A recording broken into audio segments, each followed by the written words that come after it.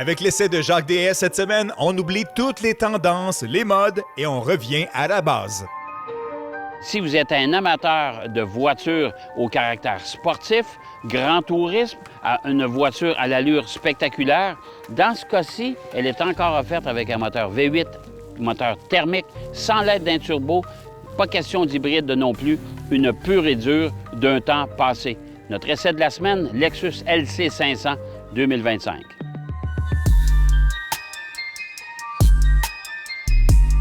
Pour l'ensemble, la voiture, comme je vous dis, c'est une voiture qui est très jolie, qui fait tourner les têtes. Je suis obligé de vous prévenir là-dessus parce que c'est une voiture quand même qui est rarissime sur nos routes. On n'en vend pas beaucoup. Bien sûr, c'est une voiture qui commande une facture quand même assez élevée. À part le style extérieur, l'intérieur aussi est assez spectaculaire avec la présentation du tableau de bord, surtout dans cette version-ci avec la couleur comme caramel, là, que je trouve particulièrement jolie. Les cuirs sont de qualité relevée, bien sûr, et la qualité d'assemblage, comme dans tous les produits Lexus, c'est irréprochable.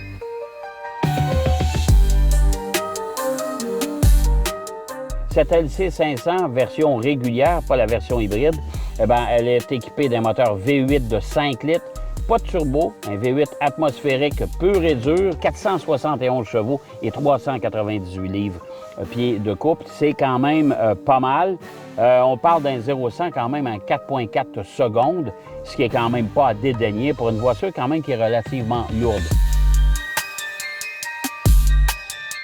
Je peux pas vous dire que c'est une voiture de haute performance comme une Lamborghini par exemple, mais c'est une voiture grand touriste qui nous permet une utilisation quotidienne très facile, mais qui offre quand même des performances relevées, mais dans le grand confort, on doit se le dire.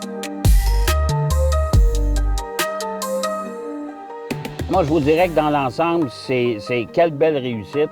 C'est une voiture tout à fait magnifique avec une présentation là aussi extraordinaire. Moi, en tout cas, c'est une voiture que je me paierais volontiers.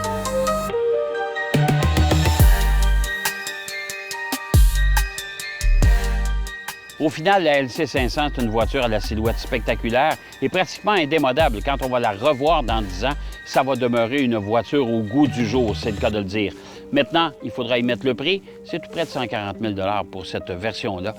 C'est beaucoup d'argent. Et en plus de ça, si vous en voulez une et vous avez les moyens de vous la payer, dépêchez-vous parce que en mode de thermique, c'est-à-dire avec le moteur V8 atmosphérique, sans turbo, sans rien, même pas d'aide hybride, eh bien, je pense que ça tire à sa fin.